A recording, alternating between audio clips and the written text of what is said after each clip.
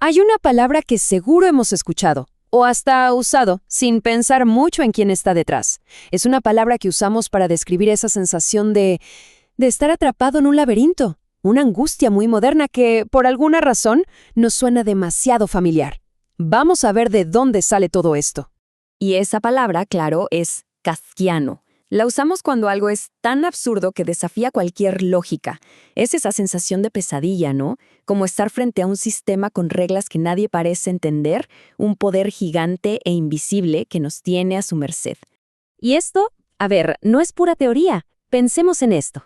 La trampa de que para conseguir trabajo necesitas un domicilio, pero para pagar un domicilio necesitas trabajo. O, no sé, imaginen la locura de llegar a una estación de tren donde los horarios son un mito y las vías son solo pintura en el piso. Y el ejemplo supremo, ser acusado de algo, de un crimen, sin que nadie te diga nunca de qué. Eso, justo eso, es la esencia de lo kafkiano. Ok, pero ¿de dónde sale toda esta angustia, toda esta paranoia? Para entender la palabra, es fundamental que entendamos al hombre, a Franz Kafka. Y para entenderlo a él, tenemos que hablar de la persona que lo marcó para siempre, su padre. El contraste es casi de caricatura, tal como el propio Kafka lo describe. Por un lado tenemos a su padre, Hermann, un hombre grande, fuerte, la autoridad total, la última instancia. Y por el otro, a Franz, flaco, débil, lleno de inseguridades. Él mismo se describía como un gusano o un bicho. Es que eran como dos boxeadores en una pelea que ya estaba perdida antes de empezar. Esta frase es tremenda, resume perfectamente cómo se sentía. Kafka sentía que su padre, con su sola presencia, lo estaba aplastando, borrando su identidad. Y este sentimiento de opresión no solo definió su vida, se convirtió en el combustible de toda su obra. Y aquí es donde todo conecta. La literatura se volvió su único escape, el único lugar donde podía descargar esa impotencia, esa culpa que lo carcomía. Sus libros no eran simples fantasías, eran el eco de su tormento personal. Sus personajes, en el fondo, eran él mismo, enfrentándose a esa figura de autoridad imposible de vencer. Bueno, ¿y cómo se ve toda esta lucha interna cuando la llevas al papel? Pues se transforma en estos mundos literarios que creó. Mundos que, sí, son fantásticos, pero que al final del día reflejan una verdad muy profunda sobre lo que significa ser humano en la era moderna. En el universo de Kafka, las reglas son un misterio. El protagonista es casi siempre alguien solo, confundido, que termina aplastado por una maquinaria gigantesca, ya sea la burocracia o la sociedad misma, que funciona con una lógica que nadie puede descifrar. Piensen en Joseph K., en El proceso, o en Gregorio Samsa en La metamorfosis. La alienación, la culpa, esa sensación de que el sistema te deshumaniza, todo eso es el corazón de sus historias.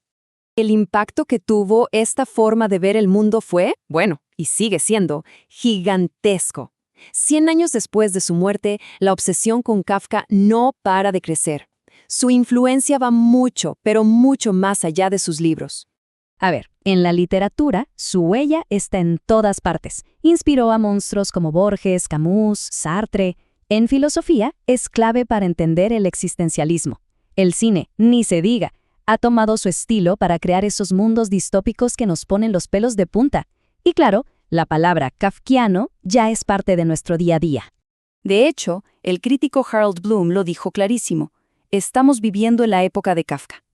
Es como si Freud nos hubiera dado un mapa de la mente, pero Kafka nos advirtió que ese mapa no nos iba a servir de mucho, ni siquiera para salvarnos de nosotros mismos. Lo increíble es cómo su obra se adelantó a las ansiedades que sentimos hoy, en pleno siglo XXI. Y eso nos trae justo a donde estamos ahora, porque lo que escribió Kafka hace un siglo resuena hoy con una fuerza brutal. Y no solo en las oficinas de gobierno, sino en algo mucho más personal, mucho más cercano. Hablemos de esto, la productividad tóxica. Esa necesidad de estar siempre ocupados, de ser útiles y la culpa terrible que nos da cuando paramos, cuando simplemente descansamos. Es una sensación que, seamos honestos, conocemos demasiado bien. El filósofo Byung-Chul Han le pone un nombre: la sociedad del rendimiento. Según él, ya pasamos la etapa en que un jefe o un poder externo nos explotaba. Ahora la presión viene de adentro. Nosotros mismos nos hemos convertido en nuestros propios verdugos. Y esta es la parte más retorcida, la más peligrosa.